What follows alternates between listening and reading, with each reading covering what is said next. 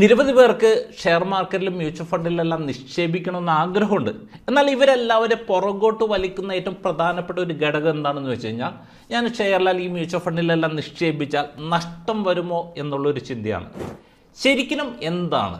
ഇപ്പം നമുക്കറിയാം, ഇപ്പോൾ നിഫ്റ്റി കഴിഞ്ഞ കുറേ വർഷങ്ങളായിട്ട് ഇപ്പം നമുക്ക് നിലവിൽ നല്ല റിട്ടേൺസ് നൽകിക്കൊണ്ടിരിക്കുന്നുണ്ട് എന്ന് നമുക്കറിയാം.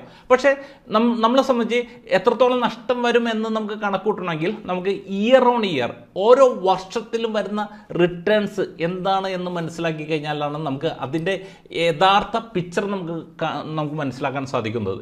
കഴിഞ്ഞ ഒരു 12 വർഷത്തിനിടെ, അതായത് 2012 മുതൽ 2023 വരെയുള്ള 12 വർഷത്തിനിടെ മാർക്കറ്റിൽ, അതായത് ഇയർ ഓൺ ഇയർ റിട്ടേണിൽ എത്ര തവണ നഷ്ടം വന്നു, എത്ര തവണ പോസിറ്റീവ് റിട്ടേൺസ് നൽകി എന്നതിനെല്ലാം അടിസ്ഥാനമാക്കിയിട്ട് നമുക്ക് ഈ ഓഹരി അധിഷ്ഠിത നിക്ഷേപങ്ങളിലെല്ലാം എത്രത്തോളം നഷ്ടം വരാനുള്ള സാധ്യതയുണ്ട് എന്ന് നമ്മളൊന്ന് ചിന്തിക്കാൻ പോവുകയാണ്.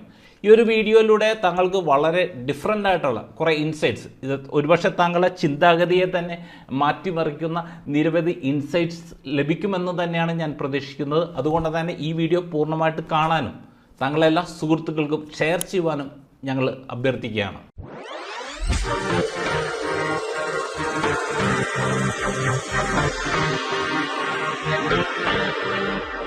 തുമ്മിച്ച ടിപ്സ് എന്ന ഫിനാൻഷ്യൽ വീഡിയോ ബ്ലോഗിൻ്റെ പുതിയ എപ്പിസോഡുമായി നിങ്ങളുടെ മുമ്പിൽ വരുവാൻ എന്നെ അനുവദിച്ച ദൈവത്തിന് നന്ദി. ഇന്നേ ദിവസം നമ്മൾ മനസ്സിലാക്കാൻ പോകുന്നത്, ഇപ്പം നമുക്കറിയാം, നമുക്കെല്ലാവർക്കും ഒരു ധാരണയുണ്ട്, ഇപ്പോൾ ഷെയർ മാർക്കറ്റിൽ നിക്ഷേപിച്ചാൽ അല്ലെങ്കിൽ മ്യൂച്വൽ ഫണ്ടിൽ നിക്ഷേപിച്ചാൽ നമുക്ക് നഷ്ടം വരാൻ വളരെയധികം സാധ്യത ആണെന്ന്. എന്നാൽ ഒരു ഹിസ്റ്റോറിക്കൽ റിട്ടേൺസിനെ ബേസ് ചെയ്ത്, അതായത് കഴിഞ്ഞ ഒരു 12 വർഷത്തിനിടെ നിഫ്റ്റി ഇയർ ഓൺ ഇയർ എന്ത് റിട്ടേൺസാണ് നൽകിയത് എന്നതിനെല്ലാം ബേസ് ചെയ്ത് ഇത് എത്രത്തോളം റെലവൻ്റ് ആണ് എന്നതിനെക്കുറിച്ച് നമ്മളൊന്ന് മനസ്സിലാക്കാൻ പോവുകയാണ്.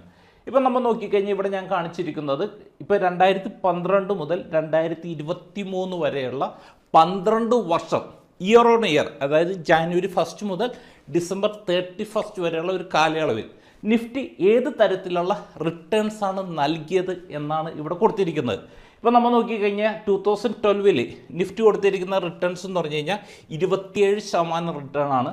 2013 ഇപ്പോൾ 6.8% റിട്ടേൺ കൊടുത്തു. 2014 നമ്മൾ നോക്കിക്കഴിഞ്ഞാൽ 31.4% റിട്ടേൺ കൊടുത്തു. 2015 -4% റിട്ടേൺ ആണ് കൊടുത്തിരിക്കുന്നത്. ഇപ്പോൾ 2016 നോക്കിക്കഴിഞ്ഞാൽ 3% റിട്ടേൺ. 2017 around 28% return.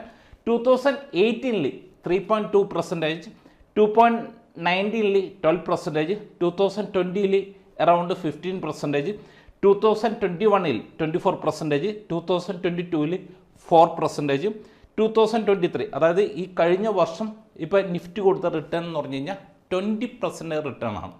അതായത് ഈ 12 വർഷം നമ്മൾ നോക്കിക്കഴിഞ്ഞ് കഴിഞ്ഞാൽ ആകെ ഒരൊറ്റ വർഷം മാത്രം, അതായത് 2015 മാത്രമാണ് നെഗറ്റീവ് റിട്ടേൺസ് കൊടുത്തിരിക്കുന്നത്. ഇപ്പോൾ ഇവിടെ തന്നെ നമ്മൾ നോക്കിക്കഴിഞ്ഞാൽ നമുക്ക് കാണാവുന്ന ഒരു കാര്യം എന്താണെന്ന് വെച്ച് കഴിഞ്ഞാൽ, ഇവിടെ ഇപ്പോൾ നമുക്കറിയാം ഇൻഫ്ലേഷൻ ബീറ്റ് ചെയ്യാൻ സാധിച്ചിട്ടില്ല. 2016 ഇൻഫ്ലേഷൻ ബീറ്റ് ചെയ്യാൻ സാധിച്ചിട്ടില്ല.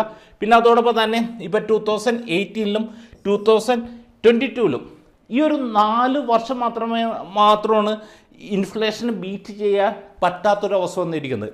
ബാക്കി എല്ലാ വർഷവും തന്നെ ഇപ്പം നമ്മളെ സംബന്ധിച്ച് വളരെ പോസിറ്റീവായിട്ടുള്ള അതായത് ഇൻഫ്ലേഷനേക്കാൾ മികച്ച റിട്ടേൺസ് തന്നെ തന്നിരിക്കും നമുക്ക് കാണാൻ സാധിക്കും. പിന്നെ അതോടൊപ്പം തന്നെ നമുക്ക് മനസ്സിലാക്കേണ്ട മറ്റൊരു കാര്യം എന്താണെന്ന് വെച്ച് കഴിഞ്ഞാൽ, കഴിഞ്ഞ 12 വർഷത്തിനിടെ നമ്മൾ നോക്കിക്കഴിഞ്ഞാൽ, അതായത് 12 വർഷത്തെ ഒരു ആവറേജ് റിട്ടേൺ, ഇപ്പം നിഫ്റ്റി എന്ത് ആവറേജ് റിട്ടേൺ ആനുവലൈസ്ഡ് നൽകി എന്ന് നോക്കിക്കഴിഞ്ഞാൽ നമുക്ക് കാണാവുന്ന ഒരു കാര്യം 14%, 14% ആവറേജ് കോമ്പൗണ്ടിങ് റിട്ടേൺസ് ആണ് നൽകിയിരിക്കുന്നത്. ഈവൻ നമ്മളിപ്പോൾ ഒരു 7% ഇൻഫ്ലേഷൻ നമ്മൾ കൺസിഡർ ചെയ്ത് കഴിഞ്ഞാൽ പോലും ഈ ഇൻഫ്ലേഷനേക്കാൾ ഏകദേശം 7% എക്സ്ട്രാ റിട്ടേൺസ് നിഫ്റ്റി ജനറേറ്റ് ചെയ്തിട്ടുണ്ട്. പക്ഷേ ഇത്രയും അതായത് കഴിഞ്ഞ 12 വർഷത്തിനിടെ ആകെ ഒരു വർഷം മാത്രമാണ് നെഗറ്റീവ് റിട്ടേൺസ് വന്നിരിക്കുന്നത്. പക്ഷേ നമ്മളെല്ലാവരും വിചാരിച്ചുകൊണ്ടിരിക്കുന്നത് എന്താണ്? ഇപ്പോൾ ഷെയർ മാർക്കറ്റിൽ നിക്ഷേപിച്ചു കഴിഞ്ഞാൽ നമ്മുടെ പണം നഷ്ടമാവും എന്നാണ്. അതിന് കാരണം വേറെ ഒന്നുമല്ല, ഇപ്പോൾ ഡയറക്റ്റ് ഷെയറിൽ ഇൻവെസ്റ്റ് ചെയ്യുന്ന ഓൾമോസ്റ്റ് ഒരു മിക്കവരും തന്നെ പെട്ടെന്ന് ലാഭം ഉണ്ടാക്കാൻ വേണ്ടി ഡേ ട്രേഡിങ് അങ്ങനത്തെ പല കാര്യങ്ങളിലേക്കാണ് പോകുന്നത്. അപ്പോൾ ഡേ ട്രേഡിംഗ് ചെയ്യുന്ന ആൾക്കാർക്ക് ചിലപ്പോൾ തുടക്കത്തിൽ അവർ ഇൻവെസ്റ്റ് ചെയ്യുന്ന പല സംഭവങ്ങളിൽ നിന്നും അത്യാവശ്യം നല്ല റിട്ടേൺസ് കിട്ടും. അപ്പോൾ നല്ല റിട്ടേൺസ് കിട്ടുന്ന സമയത്ത് അവർ കൂടുതൽ ഗ്രീഡി ആയിട്ട് കൂടുതൽ എമൗണ്ട് നിക്ഷേപിക്കാൻ നോക്കും. അങ്ങനെ പോയി എവിടെയെങ്കിലും വെച്ച് അവർക്ക് നല്ലൊരു പണി കിട്ടും. അതോടെ ഇപ്പോൾ ഷെയർ മാർക്കറ്റെല്ലാം വളരെ മോശമാണ്, ഇവിടെ നിക്ഷേപിച്ച് കഴിഞ്ഞാൽ പണം നഷ്ടമാവും എന്നുള്ളൊരു പ്രചാരണം വരുത്തും. അതായത് ഇപ്പോൾ നമ്മൾ നോക്കിക്കഴിഞ്ഞാൽ കണക്കുകൾ പറയുന്ന ഒരു കാര്യം, ഒരു ഡേ ട്രേഡിങ്ങിലൊക്കെ പോകുന്ന ആൾക്കാരിൽ ഏകദേശം 90 to 95% ആൾക്കാർക്കും ഏറ്റവും അവസാനം, ഞാൻ നേരത്തെ പറഞ്ഞ പോലെ തുടക്കത്തിൽ അവർക്ക് ലാഭം കിട്ടിയിട്ടുണ്ടായിരിക്കും, പക്ഷേ ഏറ്റവും അവസാനം അവരെ സംബന്ധിച്ച് ലോസിൽ കൊണ്ടായിരിക്കും നിർത്തുന്നത്. അതേസമയം ഒരു ലോങ് ടേം നിക്ഷേപകനെ സംബന്ധിച്ച് ഒരു ഇൻഫ്ലേഷൻ അഡ്ജസ്റ്റഡ് ആയിട്ടുള്ള ഏറ്റവും ബെസ്റ്റ് ആയിട്ടുള്ള റിട്ടേൺസ് ജനറേറ്റ് ചെയ്യാവുന്ന ഒരു മികച്ച ഒരു നിക്ഷേപ മാർഗം തന്നെയാണ് ഇപ്പോൾ ഓഹരി അധിഷ്ഠിത നിക്ഷേപങ്ങൾ. ഇപ്പം നിങ്ങൾക്ക് അതിൻ്റേതായ വ്യക്തമായിട്ടുള്ള നോളജ് ഉണ്ടെങ്കിൽ, അതായത് ഓരോ കമ്പനികളെക്കുറിച്ച് പഠിക്കാനും പിന്നെ ഇൻഡസ്ട്രിയെക്കുറിച്ചെല്ലാം പഠിക്കാനുള്ള നോളജ് ഉണ്ടെങ്കിൽ നിങ്ങൾക്ക് നേരിട്ട് ഷെയറിൽ നിക്ഷേപിക്കാം.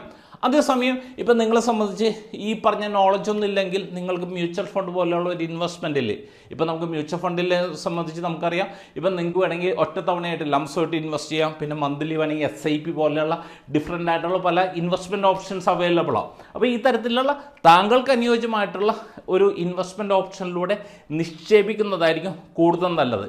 ഇപ്പം ഞാനിപ്പോൾ കഴിഞ്ഞ വീഡിയോയിലെല്ലാം ഷെയർ ചെയ്തതുപോലെ ഇനി അടുത്തൊരു 10-15 വർഷം എന്ന് പറഞ്ഞു കഴിഞ്ഞാൽ ഇന്ത്യ വലിയ രീതിയിൽ വളരും. ഇന്ത്യ വളരുമ്പോൾ അതിൻ്റെ ഏറ്റവും കൂടുതൽ ബെനിഫിറ്റ് ലഭിക്കാൻ പോകുന്നത് ഇപ്പോൾ ഇന്ത്യയിലത്തെ കമ്പനികൾക്കെന്ന് പറഞ്ഞു കഴിഞ്ഞാൽ ഈ കമ്പനികളുടെ വളർച്ചയിൽ ഏറ്റവും കൂടുതൽ പങ്ക് ഇൻവെസ്റ്റേഴ്സ്, സാധാരണ നമ്മളെപ്പോലെ ഒരു നിക്ഷേപകർക്ക് നമുക്ക് ലഭിക്കാൻ ഇടയാക്കുന്നതെന്ന് പറഞ്ഞു കഴിഞ്ഞാൽ ഓഹരി അധിഷ്ഠിത നിക്ഷേപങ്ങളായിരിക്കും. അതുകൊണ്ട് തന്നെ ഇനിയും ഈ ഓഹരി അധിഷ്ഠിത നിക്ഷേപങ്ങളെ നിക്ഷേപിക്കാതെ താങ്കൾ മാറി നിൽക്കുകയാണെങ്കിൽ താങ്കളെ സംബന്ധിച്ച് ഇനി വരാൻ പോകുന്നത് വലിയൊരു നഷ്ടം തന്നെയായിരിക്കും. അതിന് ഒരു ട്രാക്ക് റെക്കോർഡ്, അതായത് കഴിഞ്ഞ 12 വർഷത്തിനിടെ എന്താണ് ആക്ച്വലി സംഭവിച്ചത് എന്നതിനെക്കുറിച്ചാണ് ഇന്നത്തെ ദിവസം ഞാൻ ഈ ഒരു വീഡിയോയിലൂടെ ഷെയർ ചെയ്തത്. അപ്പോൾ അത് മനസ്സിലാക്കിയതിന് ശേഷം ഒരു വ്യക്തമായിട്ടുള്ള ഒരു ശരിയായിട്ടുള്ള ഒരു തീരുമാനം എടുക്കുക. ഇന്ത്യയുടെ വളർച്ചയിൽ ഇന്ത്യ വളരുമ്പോൾ അതിൻ്റെ ഒരു പങ്ക് എനിക്കും വേണം എന്ന് തീരുമാനിച്ച് മുന്നോട്ട് താങ്കൾ പോകാൻ തയ്യാറായി കഴിഞ്ഞാൽ താങ്കൾക്കും ഇന്ത്യ വളരുന്നതിൻ്റെ വലിയൊരു ബെനിഫിറ്റ് താങ്കൾക്കും അനുഭവിക്കാൻ സാധിക്കും. എന്തായാലും ഈ ഒരു വീഡിയോ താങ്കൾക്ക് ഉപകാരപ്രദമായെങ്കിൽ താങ്കളെ എല്ലാ സുഹൃത്തുക്കൾക്ക് ഷെയർ ചെയ്യുവാൻ ഞങ്ങൾ അഭ്യർത്ഥിക്കുകയാണ്.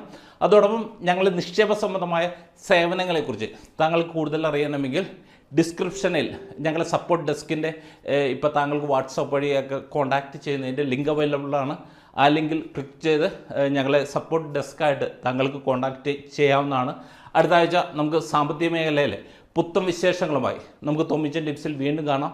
Okay, wish you all the best.